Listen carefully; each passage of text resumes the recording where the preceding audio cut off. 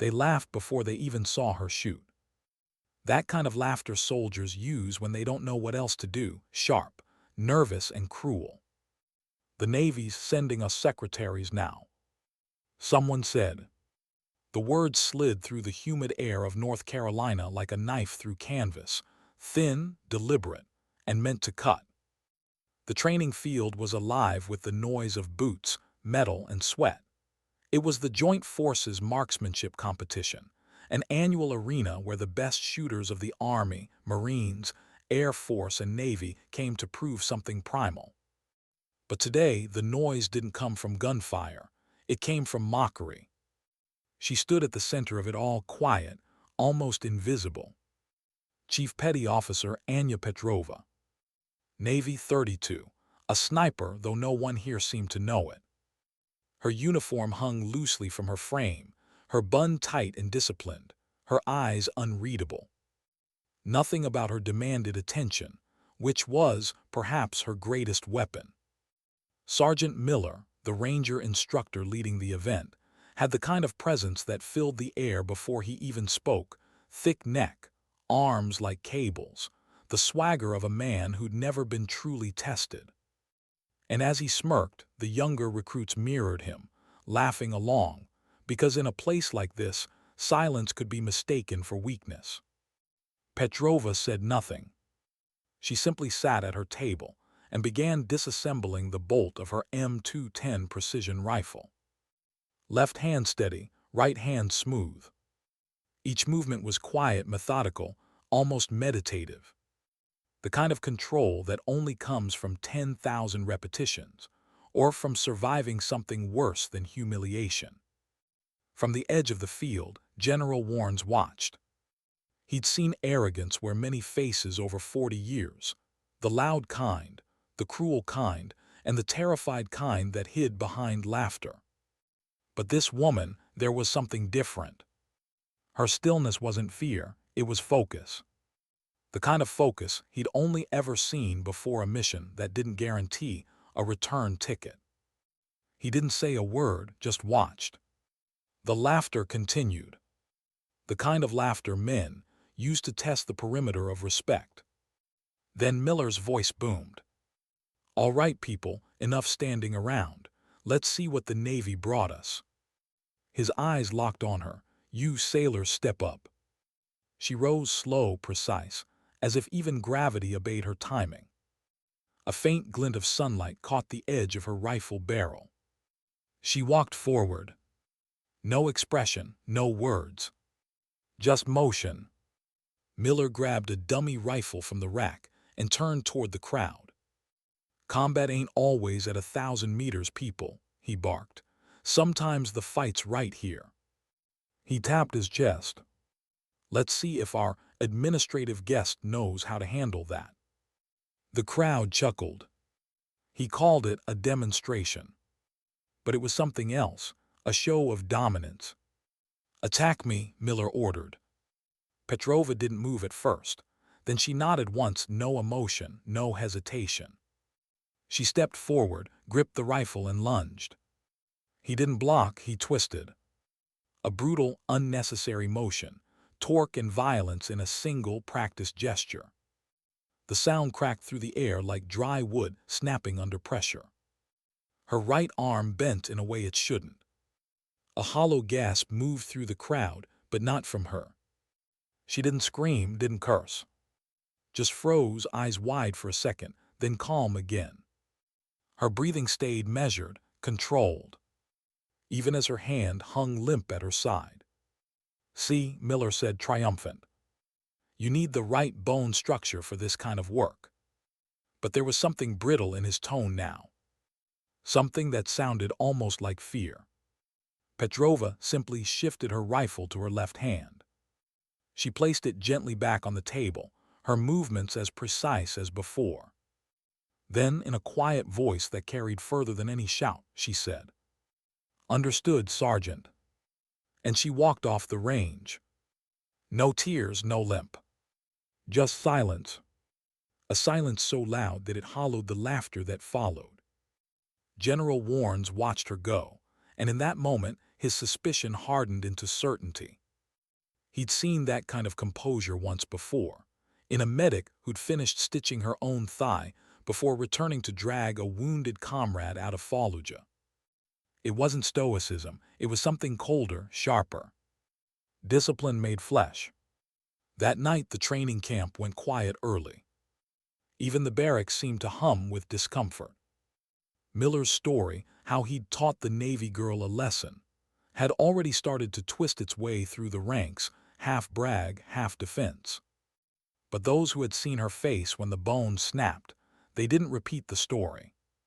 Because there had been no anger in her expression. No fear. Just calculation, like a sniper adjusting for wind speed in a storm. Morning came with heat and tension. The final day, the decisive test. 5 shots from 800 meters, followed by a 200-meter sprint into a close-quarters combat course, switching from rifle to pistol under time pressure. It was the kind of challenge that turned soldiers into legends or reminders. Miller strutted across the range like a rooster. The field buzzed with competitors loading magazines, cleaning optics, running checks. All noise, all movement. One space, though, was empty, Petrova's. "She's out," Miller told a nearby captain.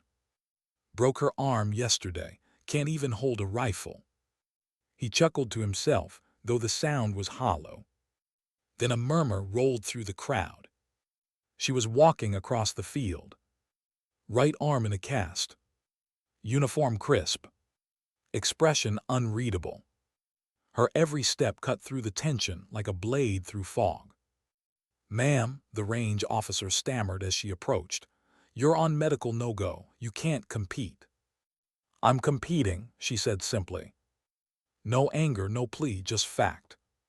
The officer hesitated. "That's impossible, ma'am. Regulations."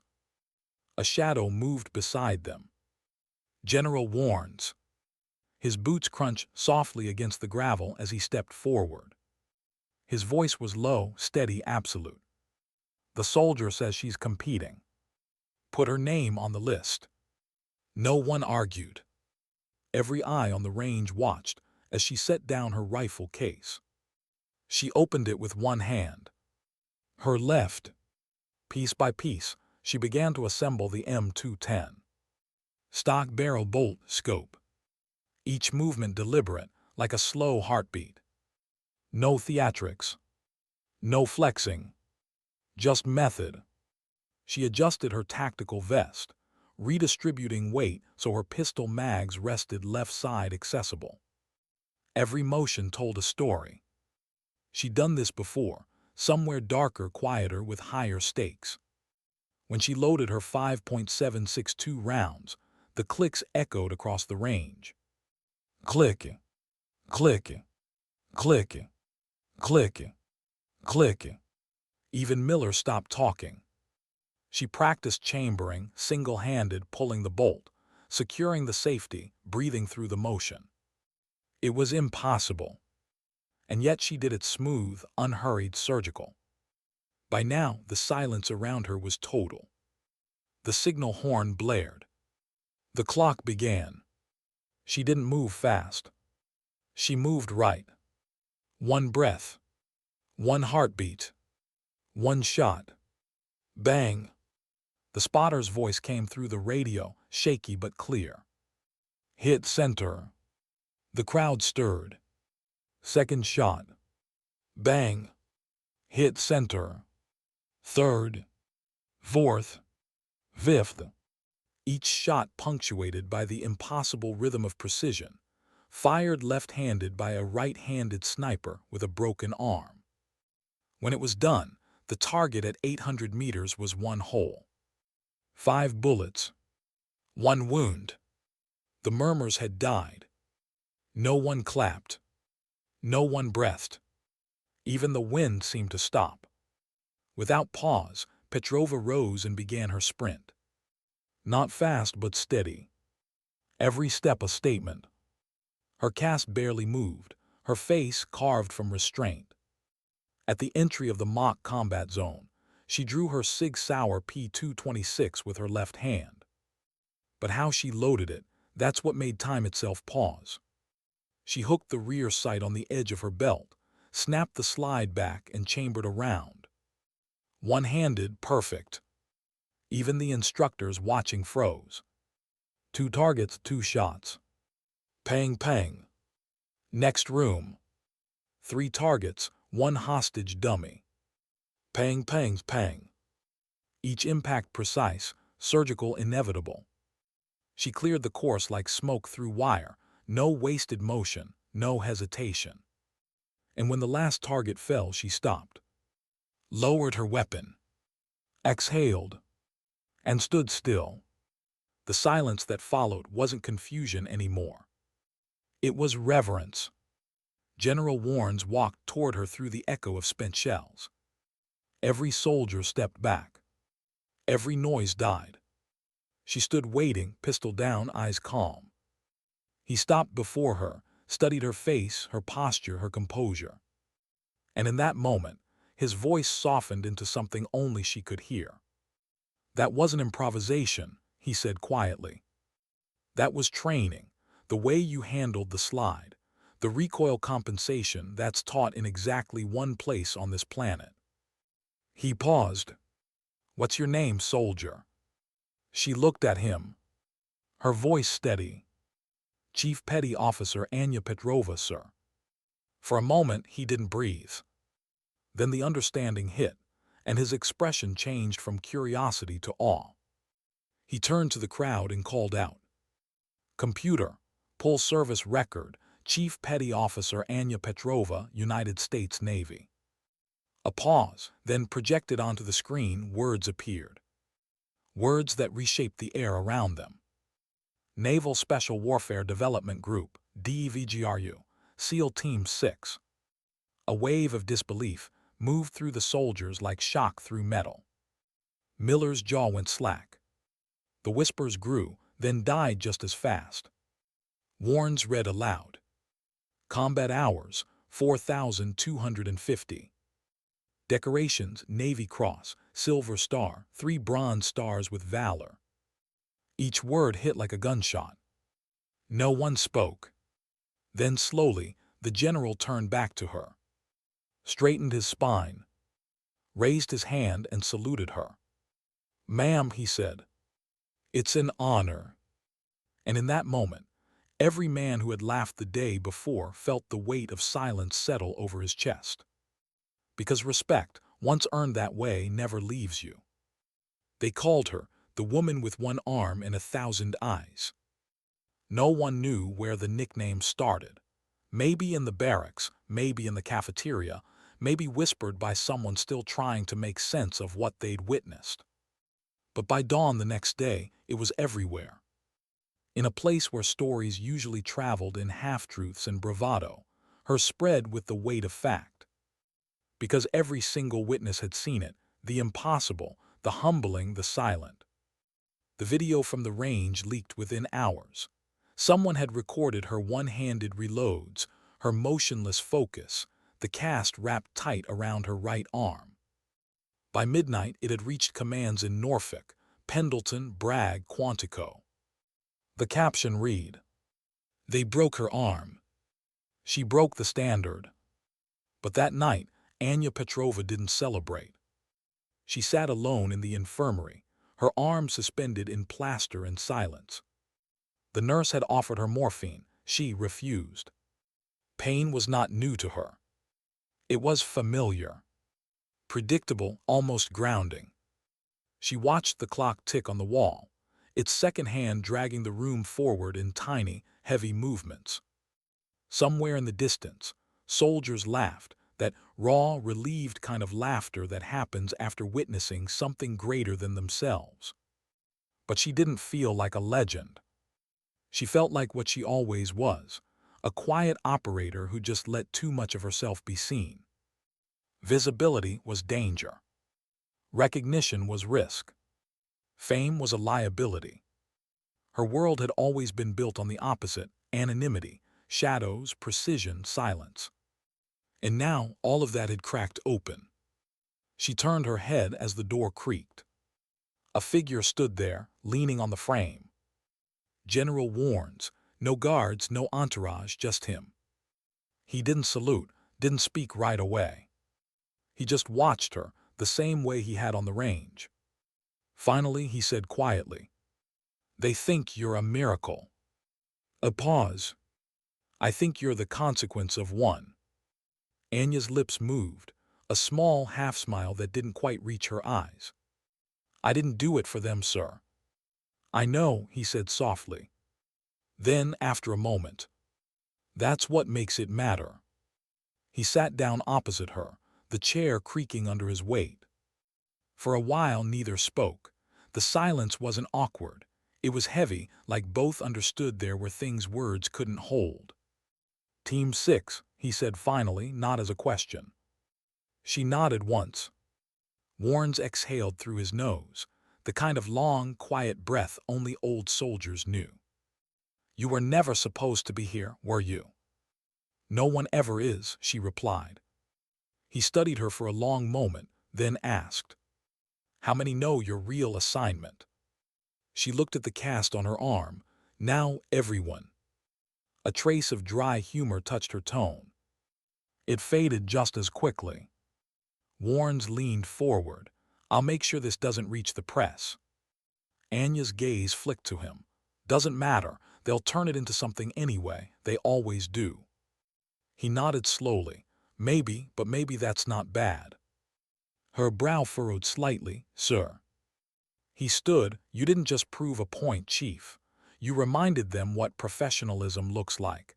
That humility isn't weakness. That loud isn't lethal." He took a step toward the door, then looked back once. "The Army needed that, so did I." And then he was gone. The days that followed blurred together. Officially, she was confined to recovery. Unofficially, she was an event. Letters came, emails, calls from officers she'd never met, from branches she didn't belong to. Some wanted interviews, others wanted to recruit her. A few simply wanted to thank her for something they couldn't quite explain. She ignored them all. Silence was easier. Silence was home. But the military machine doesn't forget easily. It catalogs, archives, adapts. And within weeks, Petrova's run, as they called her performance, became part of a new cross-branch training module on adaptive combat technique. Her footage was slowed down, analyzed frame by frame. Her one-handed reload became a lesson. Her stance under pain became doctrine. She hadn't meant to change anything. She just hadn't meant to lose. Meanwhile, Sergeant Miller vanished from the main training center. Transferred quietly to a base no one bragged about being sent to. He didn't fight it, didn't ask why. Because deep down he already knew. On his first day there, the mirror in his bunk caught his reflection differently. The metals looked lighter. The eyes looked older. The noise inside his chest, the constant need to prove something, had gone quiet. For the first time in years he felt ashamed. Not because he lost, but because he'd never realized how little he'd been listening. At night he replayed the sound, that sharp, brittle crack when her arm broke. And the way she'd looked at him after. Not with hate, not even anger. Just disappointment. He hated that look more than any insult. Weeks passed. He didn't drink, didn't argue. He trained recruits, younger, louder, eager to prove their toughness. When one of them mocked a female trainee for her slow draw time, Miller's voice cut through the air, calm, level, absolute.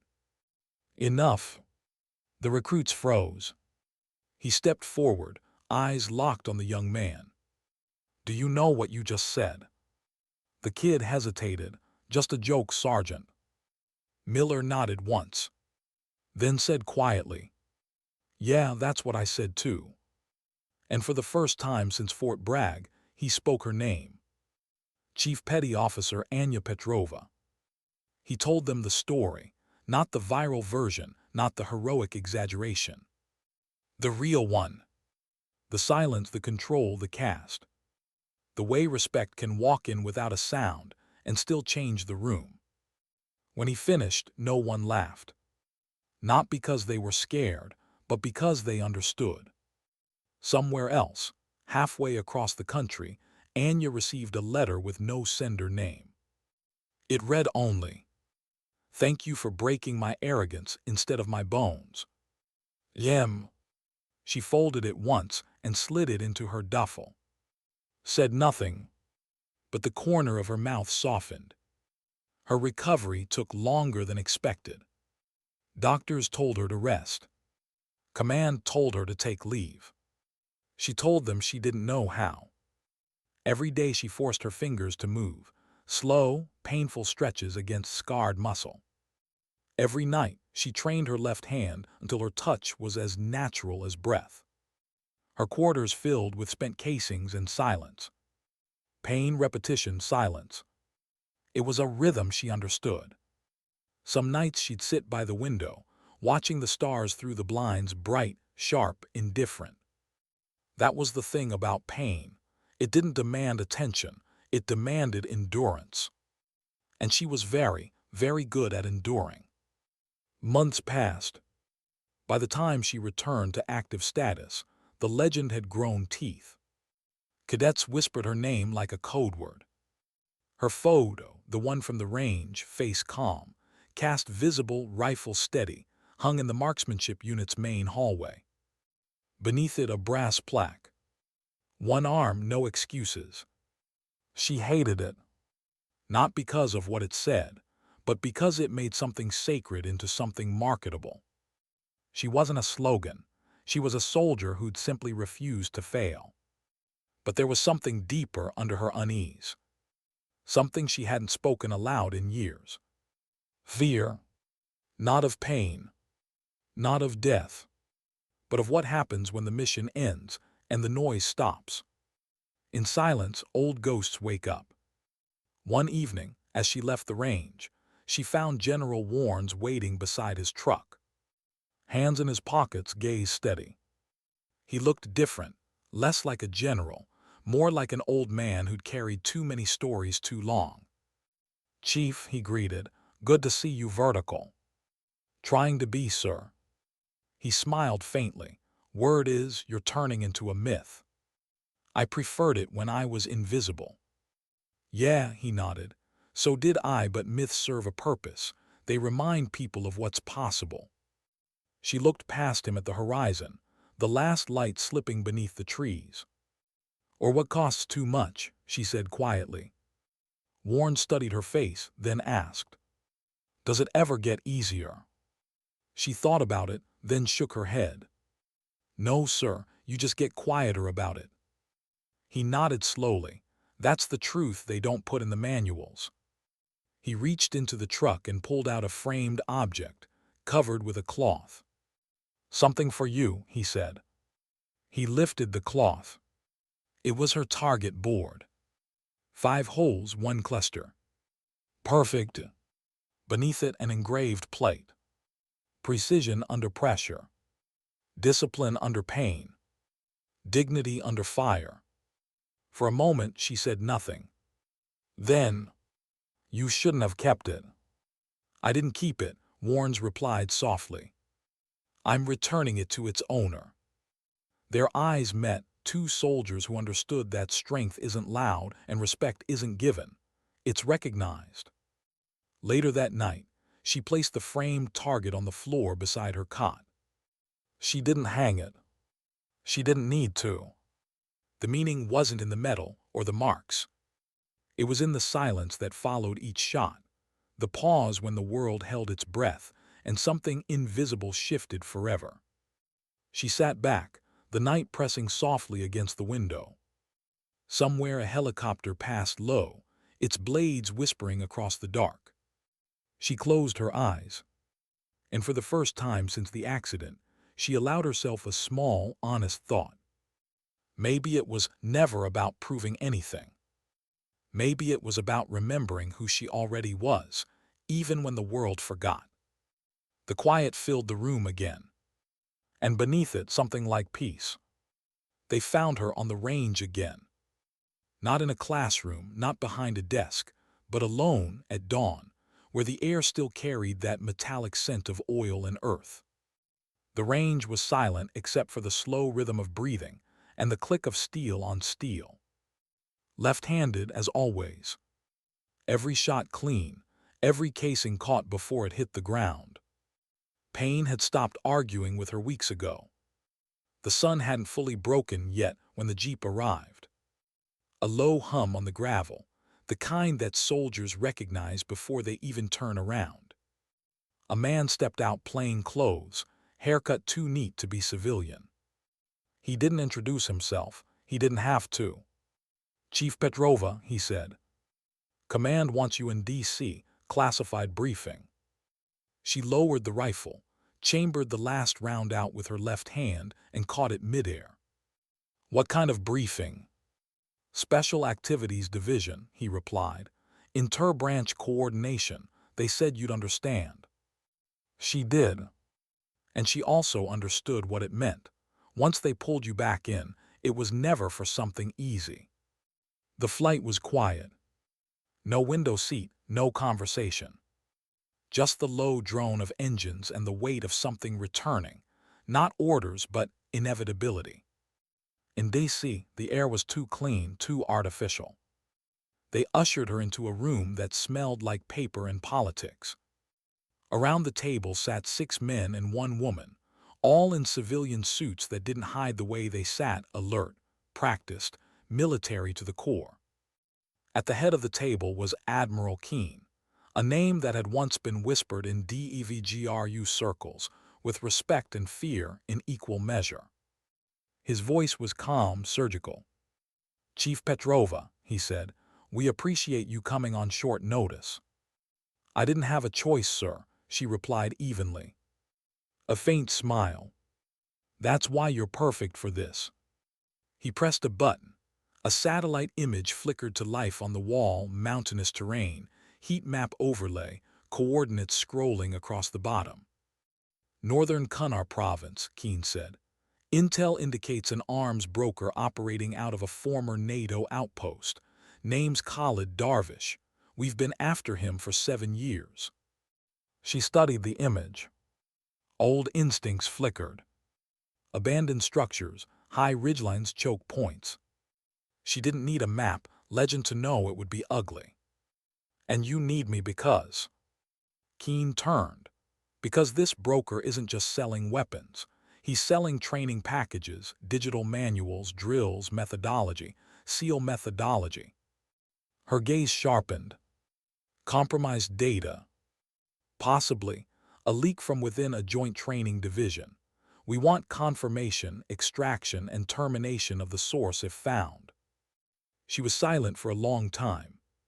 Then, "Who's the team?" Keene hesitated. "It's not a team, it's an advisory role. You'll embed with Task Force Phoenix Army Rangers, evaluate their perimeter tactics, observe." That word, observe. It always meant intervene when everything falls apart. "Observe," she repeated, understood. Back at her temporary quarters, she opened the old duffel. The same one she'd carried through deserts and jungles, across airfields and oceans. Inside were the familiar ghosts, gloves worn thin at the palms, a battered rangefinder, a photo of a unit she couldn't name out loud. She set the photo aside, then unwrapped the new prosthetic brace that medical had insisted on, lightweight carbon fiber support molded for her right arm. Not for combat, just stability. She strapped it on anyway. In the mirror, she barely recognized herself. Leaner, harder, eyes carrying the quiet of someone who'd already made peace with things others never would. Kunar province 2 weeks later. Dust, heat, the smell of diesel and cordite woven into the air. The forward operating base was half built, half forgotten. Concrete barriers still bore the faded logos of a NATO mission long gone. Rangers moved with the kind of noise that comes from confidence, boots heavy, laughter quick. They weren't undisciplined, just young, too young. When Petrova stepped out of the transport, a few stopped to stare. They'd heard the stories, the cast, the competition, the salute. But myths always feel smaller in daylight. One of them, Lieutenant Harris, offered a quick grin.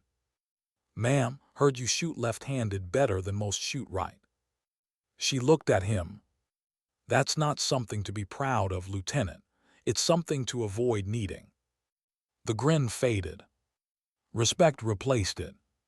The next morning, the patrol began. She wasn't supposed to lead, just observe.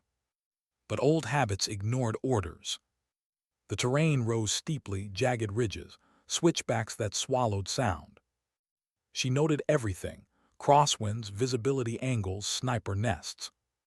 Her world narrowed to measurement and instinct. Halfway up the trail, a shape caught her eye, a shimmer too rhythmic for nature. She dropped to one knee. "Tripwire," she whispered. The lead ranger froze, then cursed softly.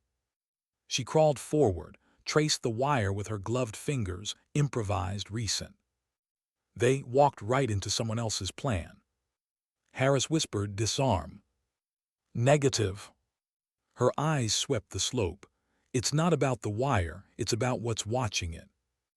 Moments later, the echo arrived, a distant metallic click. Sniper scope catching sun.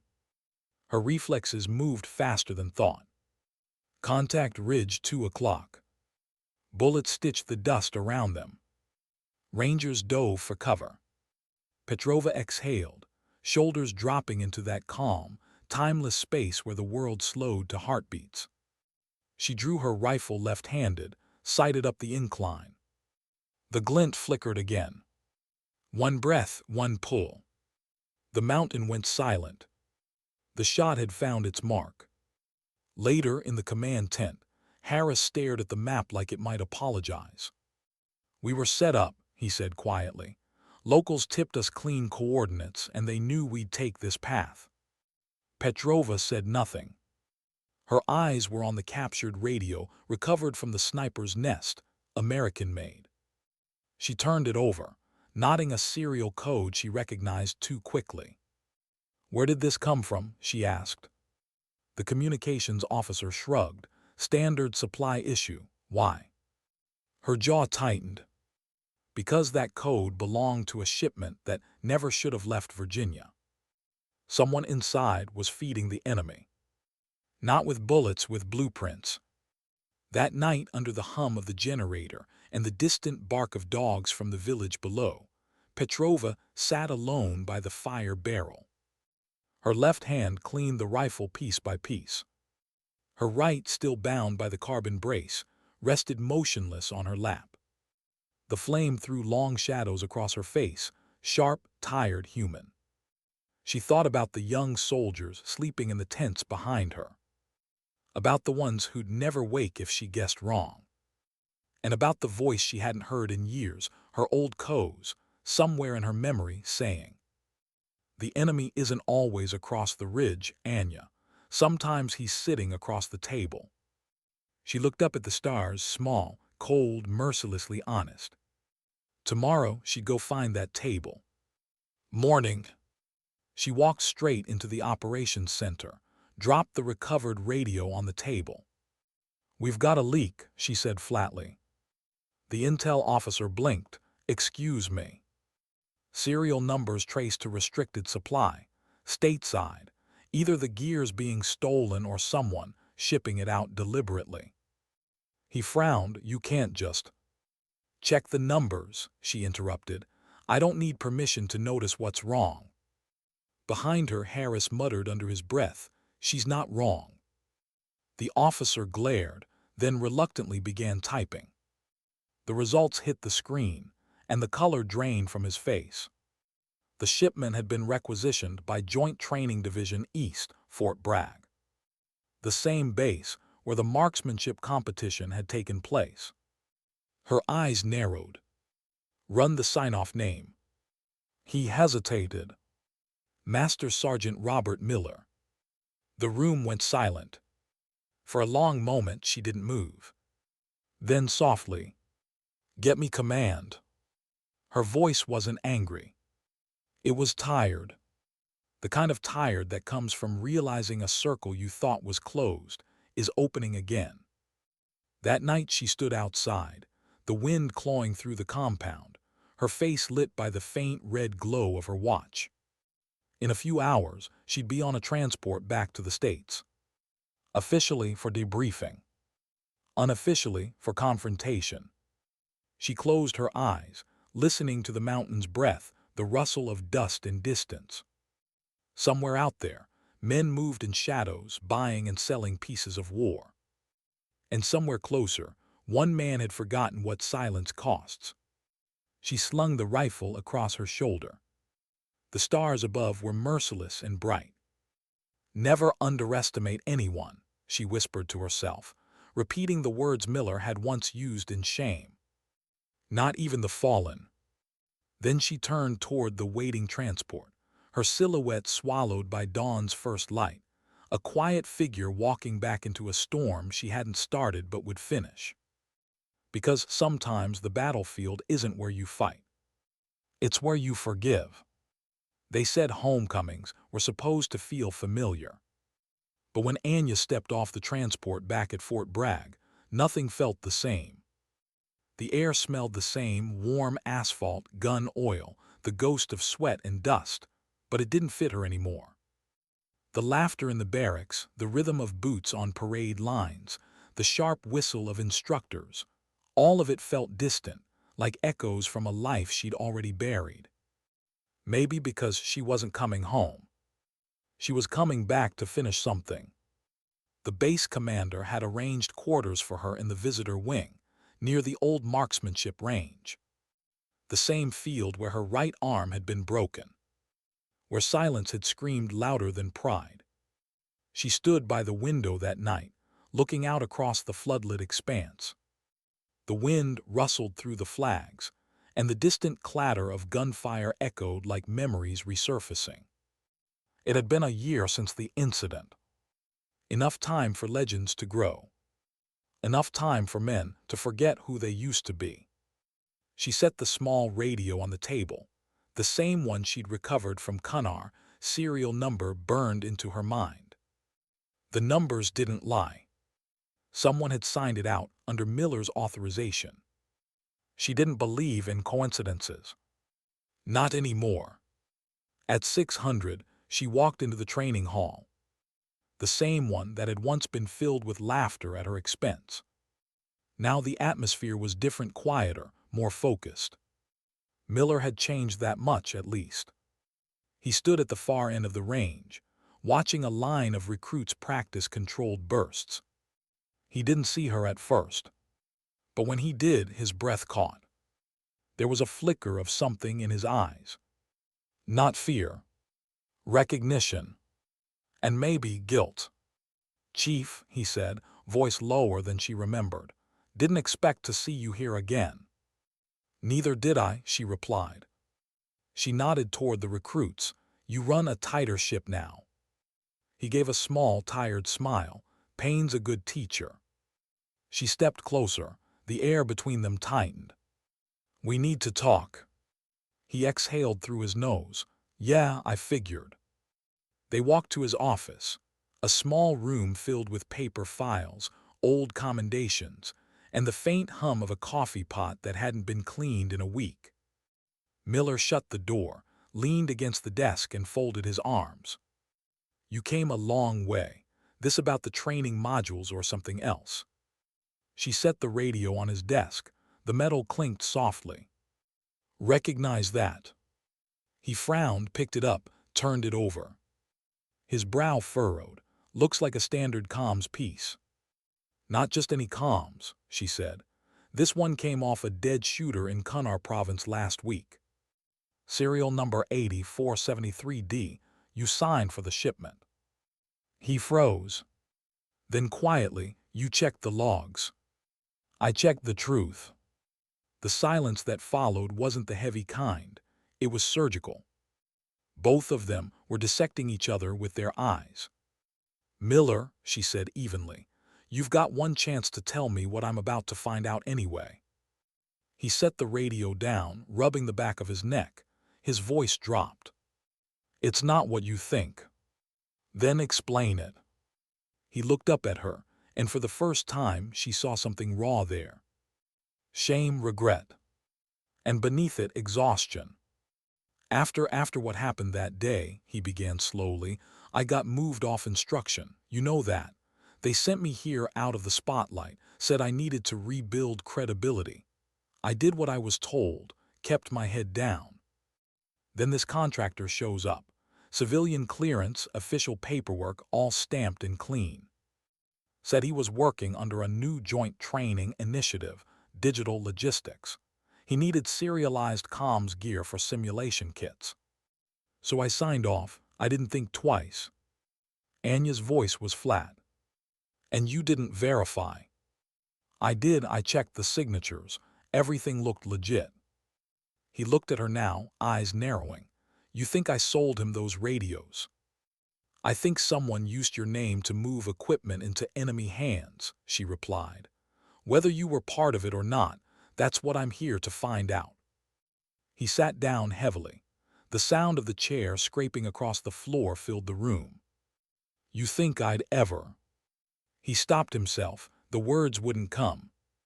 "After that day, Chief, I swore I'd never disrespect another soldier again, especially not you." She watched him carefully. There was no anger in her gaze, no accusation, just quiet analysis. "Then help me prove it." He nodded. "Whatever it takes." For the next 2 hours, they tore through records, requisition forms, delivery manifests, chain of custody logs. Everything seemed clean, too clean. Until Miller noticed something buried deep in the audit trail. "Here," he said, pointing to the screen. "This authorization code, I didn't generate that. It's a shadow copy." Anja leaned over his shoulder. The code belonged to JTD Echo 45B, a training subsection that had been decommissioned years ago. "They're using ghost units," she murmured, "covering transfers through inactive programs." Miller looked up at her. "Who has access to those?" "Only a handful of senior officers," she said, "or someone who used to be one." Hours later in the base archive room, the truth began to uncoil. Old files, archived emails, encrypted requisition forms signed under old credentials, and a name that froze her blood the moment she read it. Admiral Keene, the same man who'd briefed her in DC, the same voice that had told her to observe. Her hand curled into a fist. "He sent me there," she whispered. "Not to find a leak, to erase the evidence." Miller's face tightened. "He's using you as cover." "Worse," she said quietly, "he's using the myth of me." The realization sank like lead. All the attention, the viral video, the respect, it had made her visible. And now that visibility had a price. If she disappeared on another mission, nobody would question it. Not a legend. Not a woman who'd already defied the odds once. That night, Miller walked her to the old range. The same one where everything had started. Floodlights hummed softly, casting pale circles on the concrete. He spoke first. "You know, I used to think strength was volume. The louder you were, the stronger you looked." She glanced at him, "And now?" He gave a sad smile. "Now I know it's the opposite. Strength is being silent when you could destroy someone and choosing not to." She looked at the target boards in the distance, faint outlines in the dark. "You've changed." "So have you." "Not really," she said quietly. "I just stopped pretending I was supposed to fit anywhere." He turned to face her, hesitation in his voice. "What happens now?" She didn't answer immediately. Instead, she chambered a round, aimed downrange, and fired. The shot echoed once, sharp, final. The bullet tore through the bullseye, center mass. "Now," she said, lowering the rifle, "we start pulling the thread until it unravels." By morning, she was gone. Miller found a note under the radio on his desk. "If they ask, you never saw me." AP. He stared at it for a long time. Then, for the first time since she'd left, he smiled, not with pride but with something gentler. Respect. He looked out the window toward the range. The flags were still, the morning sun burning gold across the field. Sometimes the past doesn't haunt you to punish. Sometimes it comes back to see if you learned. 3 days later, a report crossed the Defense Intelligence Network. Subject Anja Petrova. Status unaccounted for. Last seen departing Fort Bragg in civilian attire. Destination unknown. Under remarks, someone had written by hand. Possible rogue operative. But General Warnes, reading it in his office, only shook his head. No, he murmured. Just someone cleaning up after the rest of us. He looked out the window at the rain streaking down the glass. The world always needed its ghosts. And Anja Petrova had just become one again. Because some wars aren't fought for victory. They're fought for clarity. And the bravest thing a soldier can do is go back into the dark, knowing she may never return. Snow fell in slow motion, dissolving on her jacket before it could settle. Eastern Poland. No insignia, no uniform, no name. Just a woman walking through a border town that had forgotten who owned it. Smugglers, refugees, informants, they all blended into the same gray. Perfect cover for a ghost. Anja Petrova hadn't reported in for 43 days. Her clearance had been frozen. Her file marked inactive/compromised. She didn't mind.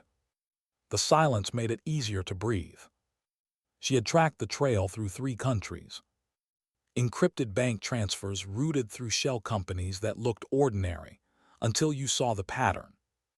Everyone led to Echo 45, the same decommissioned training unit that had ghost signed the radio shipments. And behind those accounts, a single encryption key repeated like a heartbeat, KEN3. Keen's signature disguised, but hers to recognize. The Navy taught her that every secret leaves a shadow. And she was very good at following shadows. She reached the safe house at dusk, a single-room flat above a locksmith shop. Inside, a cot, a burner laptop, and the hum of an old radiator that sounded like static. She dropped her pack, unzipped it, and laid out the essentials. A field pistol, a camera drone the size of her palm, and a satellite key fob she'd borrowed from D.C. before disappearing. Her right arm ached with the cold. She flexed the brace. Pain reminded her she was still accountable to something living. She logged in through a military backdoor, still active from her SEAL days, one that shouldn't have existed anymore.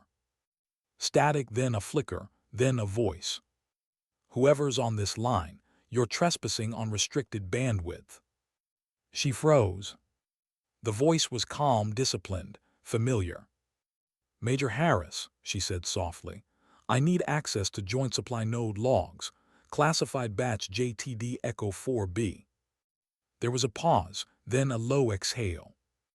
Chief Petrova, I was told you were off the grid. Guess they told the truth. You realize they're hunting you. They'll have to catch me first. Static again, then his voice softened. What are you looking for? Proof, she said. Proof that the man who sent me to Kunar is the same one selling the training data. He hesitated. Send coordinates. Negative, stay clean. She cut the line. 3 days later, the proof came from a different direction. A courier from the Baltic coast, ex-intelligence, shaking from nerves, handed her a USB drive sealed in wax. He said only one sentence before disappearing into the snow. You didn't hear it from me, Chief. She plugged it into the laptop. The footage loaded, a warehouse, crates marked as joint training equipment. Men in military cargo gear, loading them into unmarked trucks. And at the far edge of the frame, caught for less than a second, a profile she recognized. Admiral Keen. He wasn't selling data. He was selling training missions themselves, entire black-budget operations repackaged for the highest bidder. Real drills, real soldiers, real death outsourced under fake contracts. And she'd been sent to erase the last breadcrumb linking it to him. She shut the laptop and sat in the dark for a long time, her breath visible in the freezing air. No anger, no disbelief. Just a quiet, weary clarity. They always said loyalty was a weapon. They just never said who it pointed at. The next night, she crossed into Slovakia under a false passport. Every step forward tightened the circle, every border a line she couldn't uncross. Her mission was no longer sanctioned. But the habit of purpose wouldn't let her stop. By the time she reached Bratislava, she was already being followed. 2 men, maybe 3. They moved like professionals, mirrored her pace, adjusted with distance. Not assassins, watchers. She led them through the market, around a corner, and into an alley slick with rain. Then she vanished. They found nothing. Because Petrova didn't run, she waited. From the shadows above, she dropped soundless behind them. 2 steps, 2 shots. Rubber rounds silenced, enough to drop them without killing. She crouched beside the first man, badge under the jacket, NSA contract security. So Keen already knew she was hunting him. She smiled faintly. Good, then we're both awake now. Back in the safe house, she patched her right arm with antiseptic. The brace had cracked. She taped it tight, ignoring the pain. On the laptop screen, she opened the courier footage again, frame by frame, zooming on the license plates of the trucks. Each traced to Helios Defense Solutions, a private contractor registered in Delaware. She cross-referenced the board. The names meant nothing until the last one. Vice Chairman, Admiral R. Keen, retired. She leaned back, exhaled. That was it. The proof. The man who once saluted her in the Pentagon had built a business from betrayal. She called Harris again, this time on a stolen satellite channel. He answered immediately. Where are you? Somewhere cold. You found something, didn't you? I found him. Silence, then, what are you going to do? She looked out the window, snowflakes caught in the orange streetlight drifting like ash. I'm going to end the story they started. Petrova, he said, you can't take down a flag officer alone, you'll vanish. I already did, she whispered and ended the call. 2 weeks later, D.C. the capital slept under rain. Admiral Keen stepped out of a private car, coat crisp, handshake ready for the cameras. He was giving a keynote at the Global Security Forum, Integrity in Modern Warfare. The irony could have cut steel. Inside the auditorium, hundreds of officers filled the seats, silver and brass gleaming under white light. Keen spoke about values, trust, honor, words he wore like armor. Every sentence rehearsed. Every pause designed for applause. Backstage, a janitor cart rolled silently along the corridor. Inside it, cleaning rags, tools, a maintenance badge, and a silenced recorder disguised as a comm device. The janitor never looked up. Neither did anyone else. No one recognized the woman beneath the cap and utility jacket. No one ever looked closely enough at ghosts. When the speech ended, Keen retired to the private lounge behind the stage. He poured himself a drink, neat, confident. The door clicked shut behind him. You taught me something once, Admiral, a voice said softly. Visibility is liability. He turned. She was standing in the half-light, unarmed, rain still clinging to her coat. Chief Petrova. His tone held both surprise and calculation. You've been busy. Busy following the trail you left. He smiled faintly. I should thank you then. You drew out all the wrong eyes, made the cleanup easy. Cleanup? Her voice barely rose. You sold your own, turned our missions into training videos for the highest bidder. He shrugged. Morality is a luxury, Chief. The system's rotting. I just monetize the decay. She stepped closer, eyes dark and steady. You call it monetizing, I call it betrayal. Keen sighed. You're still thinking like a soldier, but soldiers are replaceable. He reached for the sidearm at the table. She didn't move, didn't flinch. Go ahead, she said. Every bullet you fire tonight will be recorded live. The feed running already. He froze. For the first time, a flicker of fear crossed his face.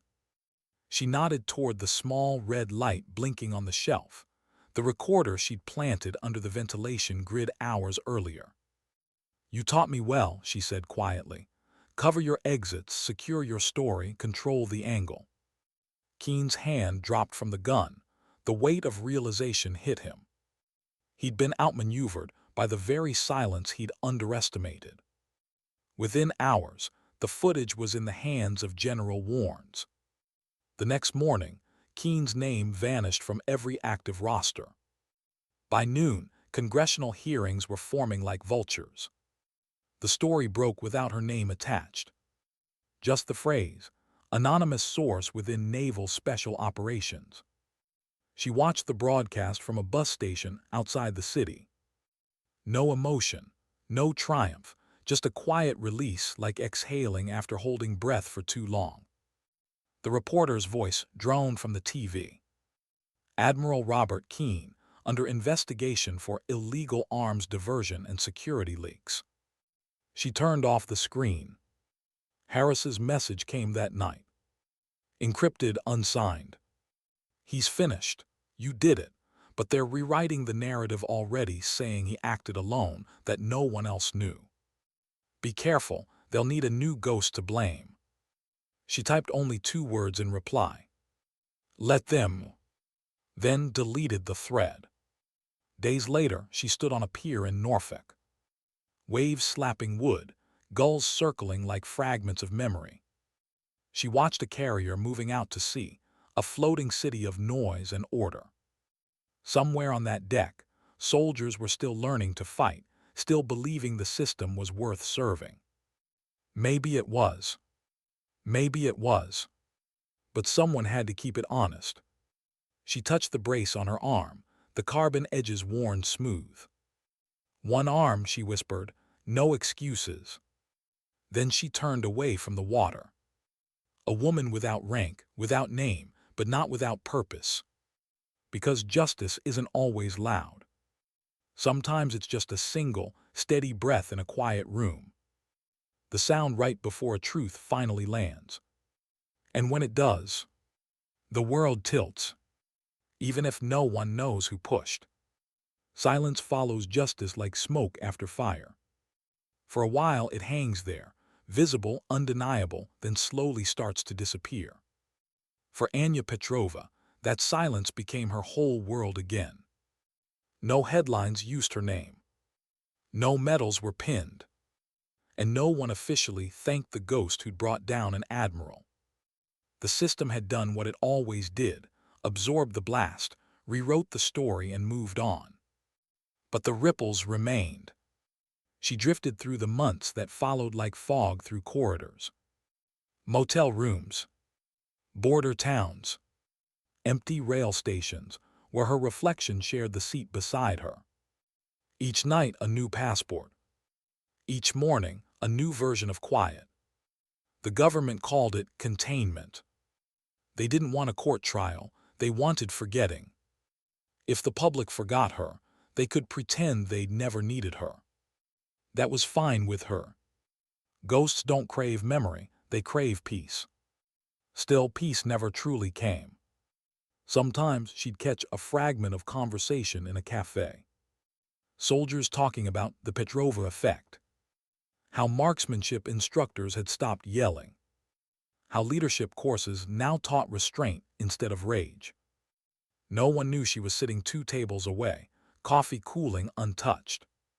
She listened quietly. The words weren't praise, they were change. And that was enough. But shadows have long memories. In early March, An encrypted message found her laptop while she was in a hostel outside Lisbon. No header, no sender ID. Just 4 words. You left one alive. She stared at it for a long time, the cursor blinking like a heartbeat. Then she closed the laptop. Running again wasn't an option. Finishing was. Back in D.C., a subcommittee hearing tried to erase Keene's crimes under bureaucratic language. Individual misconduct, misallocated resources, unauthorized contracting. The word treason never appeared. But in the corridors outside, whispers did. Someone had leaked everything, not just Keene's deals, but the internal memos that had approved them. Someone meticulous. Someone who understood systems the way only a soldier could. That was her final shot, released weeks earlier, delayed to detonate after his removal. And now it had. The machine was devouring itself. She watched it unfold from the edge of the world, a fishing village on the Azores. Salt air fogged the rhythm of tides. She rented a small house near the cliff, traded her uniform for flannel and silence. Every morning she walked the same path to the shore, watching waves hammer stone. Sometimes she thought about picking up a rifle again. Sometimes she thought about throwing it into the sea. But she didn't do either. She just watched. There was something cleansing in that repetition, the slow erosion of rock by persistence alone. Nature didn't shout. It endured. One night, the radio on her windowsill cracked with static. A familiar voice filtered through, aged, careful. "Chief, if you're still listening. General warns. They've started closing the investigation. You're clear. Officially, you never existed. Unofficially, you saved us from ourselves." He paused. She could hear paper rustling, the low sigh of an old man weighing truths. "We're putting the PETROVA standard into doctrine. Not just marksmanship, leadership, ethics, restraint. You didn't just win, Chief. You changed the aim." Silence. Then almost a whisper. "I wish we could say your name." The transmission ended. She sat there a long time, the sea wind pushing against the shutters. For the first time in months, her eyes stung. Not from salt, from relief. The next morning, a knock on her door. When she opened it, a familiar face, Lieutenant Harris, travel-worn, uniform hidden beneath a civilian jacket. "You're a hard woman to find," he said. She stepped aside wordlessly. He looked around the small house. Maps, disassembled pistol, a coffee mug marked "Nothing is luck." "Command thinks you're dead," he said quietly. "Good," she replied. He smiled faintly. "I figured as much." He set an envelope on the table. No markings, just weight. "This is from Miller." Her eyebrows lifted. "He's still alive." Alive, promoted, and very loud about humility. He runs instructor training at Bragg now. The recruits quote you like scripture. She didn't open the envelope, just stared at it. "Why bring this to me?" Harris hesitated. "Because he said you'd never ask for it yourself." Then he saluted her, a crisp, deliberate motion. Not regulation, something older, human. She returned it, slow, respectful. No words. When he left, she finally opened the envelope. Inside, a single photograph. A new brass plaque mounted beside her old target at the Marksmanship Hall. The inscription read, "Strength measured not in muscle, but in silence. CPOA Petrova." Her chest tightened. Not pride, just quiet understanding. Sometimes immortality isn't carved in stone. It's whispered in the way others teach. That evening she walked down to the pier. The sun melted into the Atlantic, and the world turned to copper. She thought of all the people she'd met along the way. The arrogant, the humble, the broken, the brave. How each had taught her something different about what strength really was. And she realized something she hadn't before. All her life she'd fought for silence. But maybe silence was never meant to last forever. Maybe it was only there to remind her to listen. She pulled a small object from her pocket, the cracked carbon brace. The one that had once held her broken arm steady while she learned to fire again. The metal was cool against her skin, etched with scratches that looked almost like words. She turned it over, then gently set it on the water. The current carried it away, slow and certain, until it vanished beneath the reflection of the setting sun. A week later, a classified memo circulated quietly through the Pentagon. Subject: Reintegration Proposal, PETROVA Initiative. Objective: Training Ethics Reform and Advanced Adaptive Instruction Program, to be led anonymously. At the bottom, a handwritten note in General Warnes' pen. If she ever returns, tell her the range is hers. But she didn't return. Not right away. Instead, she stayed where the world was simple, where days were measured by light, not by orders. Sometimes she'd help fishermen patch nets. Sometimes she'd disappear for a day into the hills, come back smelling of gun oil and sea spray. The locals never asked who she was. They just called her Alia, their mispronunciation of Anja, and let the mystery be. Months later at dawn, she woke to the sound of footsteps outside. A young woman stood there, military bearing, eyes bright with purpose. She introduced herself softly. "Private Davis, U.S. Army, I was told you might be here." Anja studied her a moment. "Who told you that?" "A man named Miller." The girl hesitated, then held out a folded piece of paper. "He said if I ever lose faith in the system, I should find the woman who reminded him what respect means." Anja opened the note. 3 words in Miller's rough handwriting. "Teach her silence." She looked at the young soldier, nervous but unbroken. And in that face, she saw something familiar, a mirror of who she'd once been. She nodded toward the cliffs. "Come on," she said, "we'll start with breathing." The two of them walked out into the morning fog, rifles slung, the ocean roaring below. Anja spoke softly as they moved, each word measured like the beat of a pulse. The first rule of a marksman isn't about accuracy, it's about presence. You don't fight the wind, you understand it. The girl listened, eyes wide. "And the second rule?" Anja smiled faintly. "Never confuse silence with weakness. It's the last thing they hear before they fall." Hours passed. The sun climbed, the fog thinned, and a new sound filled the cliffs. Not gunfire, but laughter. Not loud, but real. For the first time in years, it didn't sound out of place. That night, as the horizon bled gold, Anja sat alone by the water, writing in a small notebook she hadn't touched since her SEAL days. The last line she wrote read, "Strength is not born from what we endure. It's born from what we refuse to become." She closed the notebook, placed it beside her, and watched the tide erase her footprints from the sand. Tomorrow she would train again.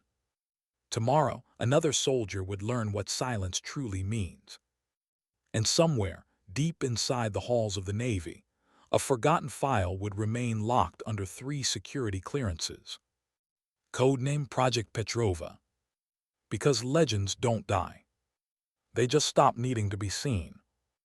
And sometimes, that's the loudest victory of all. The wind had its own voice that morning. Low, relentless. Like the ocean was whispering secrets too old for language. Anja Petrova stood on the cliffs again. The Atlantic spread before her like a sheet of tarnished steel. Beside her, Private Davis held her rifle awkwardly, nervous, focused, and trying too hard not to disappoint. "Breathe," Anja said quietly. "The shot doesn't come from your finger. It comes from everything that led to it." Davis exhaled, fired. The target at 200 meters didn't move. Wide left. She winced again. The next round landed closer. Then closer still. Anja didn't praise her. She didn't need to. Discipline grows faster in silence. By noon, the fog burned off, leaving the cliffs bathed in amber light. They packed up and sat in the grass, lunch quiet and unhurried. For the first time in weeks, Anja almost felt calm. But calm never lasts. Not for people like her. Davis looked up suddenly, noticing the shift in Anja's expression, the subtle tightening around her eyes, the way her head turned fractionally toward the road below. "What is it?" the young soldier asked. "Engines," Anja murmured, "too heavy for locals." Seconds later, two black SUVs rounded the coastal bend, sunlight flashing off tinted glass. They weren't fishermen. Anja's mind was already mapping escape routes, the drop to the beach, the goat path through the cliffs, the blind corners between old ruins. She stood, "Pack everything now." Davis hesitated, voice trembling. "Who are they?" Anja's tone was flat. "People who finally found me." They reached the stone trail, just as the SUVs stopped near the house. Doors opened. 4 men stepped out, government suits, posture too perfect to be hired muscle. From above, Anja watched through binoculars. The lead man lifted a radio. "Command, we have visual on PETROVA residence. No sign of target." Anja lowered the lenses, her face expressionless. "They're not locals," she said, "but they're not here to kill me either. If they were, we wouldn't be talking." Davis swallowed hard. "Then what do they want?" "Control," Anja said. "Always control." They waited until nightfall. By then the men had left, search incomplete, frustration visible in their movements. But Anja knew what came next. If they'd found the island, they'd find the village. Then the pier. Then her. The piece she'd built was already ash. She sat by the dying fire outside the cottage, her old notebook open on her knees.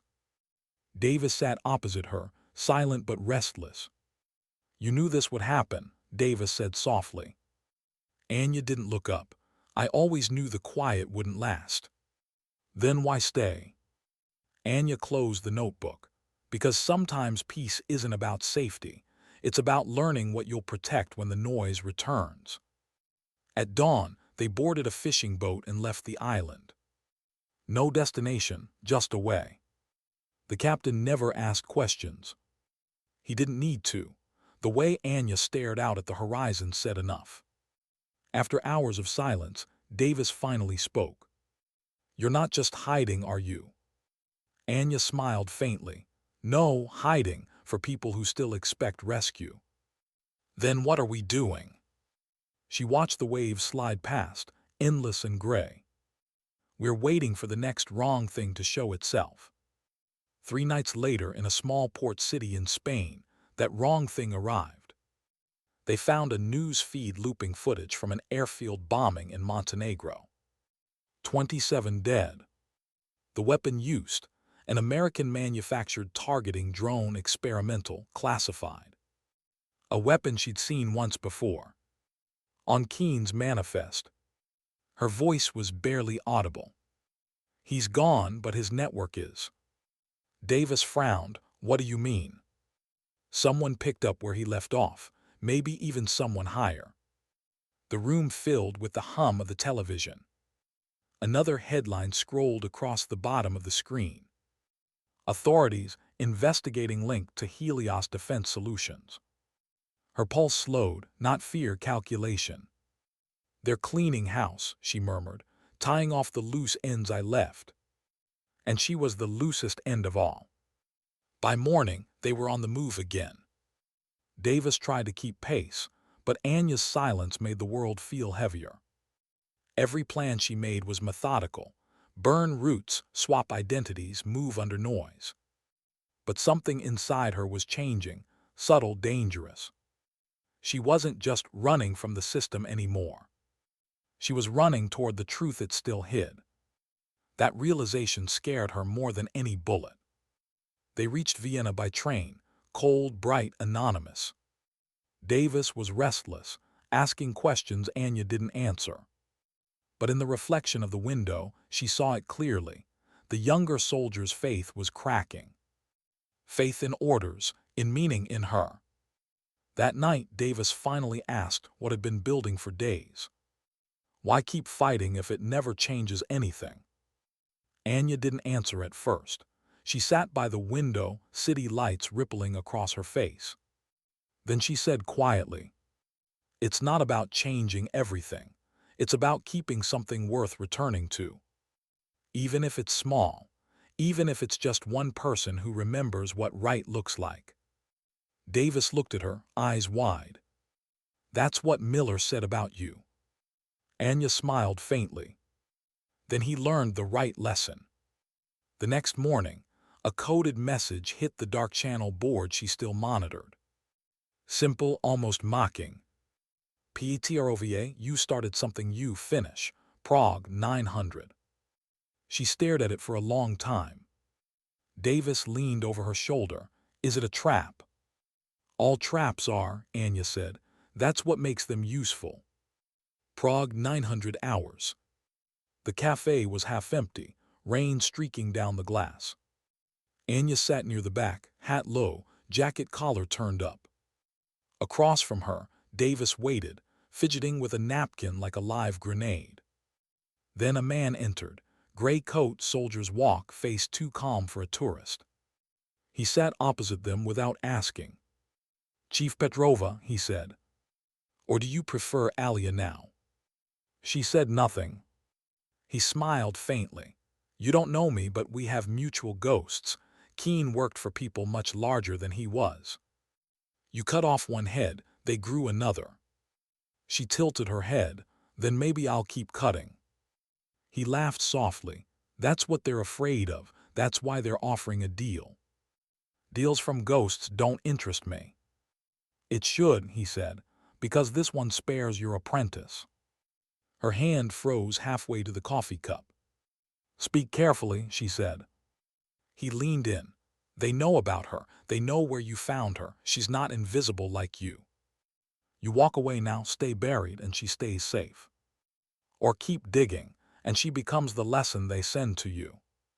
For the first time, a flicker of genuine fear crossed her eyes. Not for herself.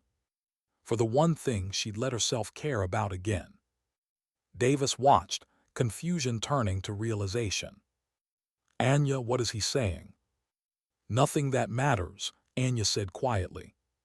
But inside, something had already shifted.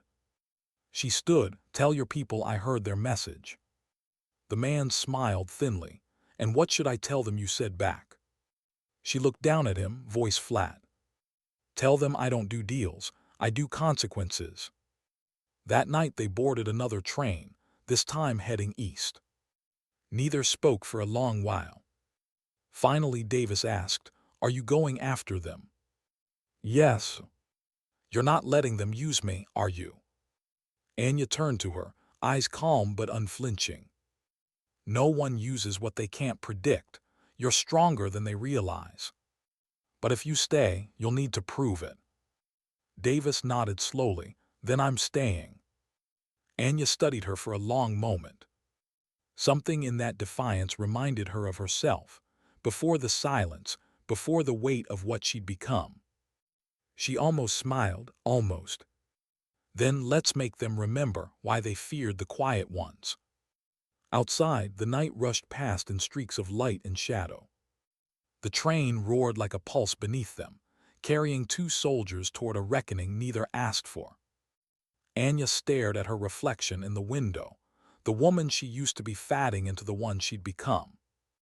Beside her, Davis slept, rifle cradled against her chest. And for the first time in years, Anja felt something dangerous and unfamiliar. Not rage, not duty. Hope. Because the fight isn't always about survival. Sometimes it's about what survives after you. The silence you leave behind. The echoes that teach others how to stand. And as the train disappeared into the dark, Anja Petrova's legend moved with it. Not as a ghost this time, but as a warning whispered through every corridor of power she'd once served. No one ever knows when the last mission begins. It never feels like an ending. It starts with motion, a train, a signal, a heartbeat, and before you realize it, you've already crossed the line that separates after from never again. For Anja Petrova, that line came somewhere between Prague and Warsaw.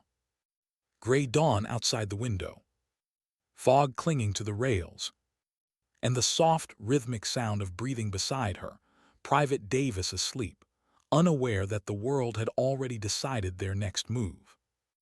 Anja watched her for a long time. The young soldier's face was calm, unscarred by the choices that carve people like her hollow.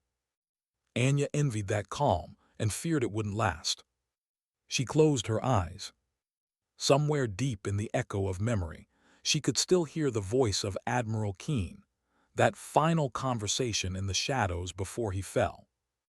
"You can't fix the system, Chief. You can only choose how you break inside it." He was right. But maybe breaking wasn't the same as losing. Maybe it was how light got through. They arrived in Warsaw under gray skies. The city looked both alive and exhausted, glass towers beside cracked concrete, a mirror of everything Anja felt inside. A contact waited for them in a half-abandoned train depot. An old comrade, former intelligence, known only as Victor. Broad shoulders, tired eyes, a cigarette burning low between two scarred fingers. "You shouldn't have come back," he said. "I never left," she replied. He glanced at Davis and the kid. "Learning." Victor smirked. "You always did collect strays." He handed her a file, thin but heavy with implication. "They call it Project Helios II. Same infrastructure, new leadership. The drone tech from Montenegro was a test. The real operation is moving north Murmansk corridor. Private contractors under NATO disguise." Anja flipped through the photos. Cargo ships, satellite relays, weapon crates marked as humanitarian aid. Her voice was low. "Same pattern, new ghosts. Except this time," Victor said, "they know you're coming." She closed the file. Good. That night, in a small apartment overlooking the Vistula River, she laid out the plan. Davis watched, silent, absorbing every word. It wasn't suicide, but it wasn't far from it either. They would infiltrate the port, record the transfer, and leak the data through the same encrypted channels Anja once used to expose Keene. Expose them again. History repeating, except now, she wasn't doing it for revenge. She was doing it so Davis could see what it meant to choose right, even when no one else cared. By 200 hours, the docks were alive with machinery. Cold fog, diesel breath. Men in vests, moving crates under artificial light that turned everything into shades of gunmetal. Anja and Davis moved through the maze of containers, faces covered, movements rehearsed. Each sound mattered: the click of a latch, the whisper of boots against steel. Every sense sharpened. Then a voice through the calm. "Patrol incoming, East Line." Davis froze. Anja's hand touched her shoulder, firm, steady. "Breathe, let them pass." Two guards crossed 20 meters away, flashlights slicing through fog. They didn't see them. Not yet. When the path cleared, Anja climbed the catwalk, silent as smoke, and aimed the micro camera toward the main platform. Through the lens, she saw it crates marked NATO training equipment. Same font, same lie. But this time she wasn't alone. She whispered, "Record everything, then run." Davis frowned. "What about you?" Anja's eyes didn't leave the scope. "I'll make sure they stay busy." The first alarm cut the night open like a blade. Red strobes flashed across the yard, voices shouting in 2 languages. Anja was already moving, drawing the patrol away, firing 2 short bursts into the air to make them think the threat was close. Davis hesitated, torn between orders and instinct. "Anja!" "Go," Anja shouted, voice low but fierce. "You're the courier now, get it out." Davis disappeared into the maze. Minutes blurred. Gunfire cracked. Floodlights swung wildly across the docks. Anja dropped behind a stack of crates, reloading with one hand. Her injured arm screamed, but she ignored it. Pain was just another order to disobey. Footsteps closed in. She fired twice, clean, precise. 2 men down. But for everyone that fell, 2 more appeared. She ducked into the control tower, locking the door behind her. Smoke filled the stairwell. Outside, sirens wailed, the sound of systems defending themselves. She set up the comm beacon, linking it to Davis's transmitter. "Signal active," she whispered. "Run fast, kid." 10 minutes later, in a narrow alley 3 kilometers away, Davis's device pinged confirmation. "File uploaded, transmission complete." She stared at the screen, tears mixing with rain. "She did it," she whispered. "She actually did it." Then she froze. The transmission had another line. "Encrypted. Final command, protocol PETROVA." Her breath caught. It was Anja's failsafe, a dead man trigger. If her vitals dropped, the beacon would auto-broadcast everything. It was insurance. And it meant only one thing. She wasn't planning to come back. Back at the docks, the control tower burned. Anja limped through smoke and broken glass, right arm nearly useless now. Her sidearm was empty. Her body was failing, but her eyes steady, unshaken. The door behind her burst open. A figure entered, the man from Prague. Gray coat, same calm, same mock smile.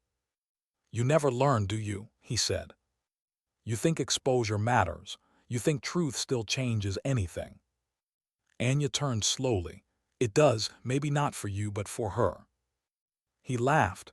"You mean the girl, she'll vanish. The system will eat her just like it ate you." Anja's voice was soft, but sharp as glass. "Maybe, but at least it'll choke on me first." He raised his pistol. She didn't move. Instead, she looked past him, to the horizon, where the faint glow of dawn was breaking through the smoke. And in that split second, she smiled. Because dawn meant transmission. The beacon pulsed once, then twice, and then silence. By the time Davis reached the rendezvous point, the radio was static. No response. She waited for hours, scanning frequencies, calling Anja's name until her voice broke. Nothing. The following day, international news erupted. Classified NATO supply routes compromised. Whistleblower exposes arms laundering network. No names. No face. Just impact. And in the margins of every report, one word appeared on the leaked files. PETROVA. Weeks later, the world moved on again. That's what it does. But some people don't forget. Especially the ones who were changed by a single lesson, a single voice, a single act of impossible quiet. Private Davis, no longer a private, stood on a firing range in North Carolina. A new training program had been launched quietly. Unofficial, but everyone knew what it was. The PETROVA doctrine. The instructors spoke of precision as patience, of command as empathy, of silence as strength. Davis taught those lessons now. Not loudly, not perfectly, but with the same tone her mentor used, steady, human, unflinching. And on the wall above the range, a small plaque bore the same words once carved beside Anja's target. Strength measured not in muscle, but in silence. Sometimes Davis would stay after dark, the range empty, stars faint above the field. She'd take a single shot, slow, deliberate, and whisper softly, "For you, Anja." The wind would carry the sound away, but in her heart she'd swear she heard it come back. A faint echo, calm and proud. Breathe, let it land. Months passed. Then one morning, a small brown envelope arrived on Davis's desk. No sender. No address. Inside, a photo. A coastline. The Azores. And in the corner of the frame, a woman's shadow walking along the rocks, one arm hanging stiff at her side, the other carrying a fishing net. No message. No proof. Just possibility. Davis smiled through tears. Maybe ghosts don't die after all. Maybe they just learn how to live quietly. She folded the photo, placed it in her jacket, and walked out toward the rising sun.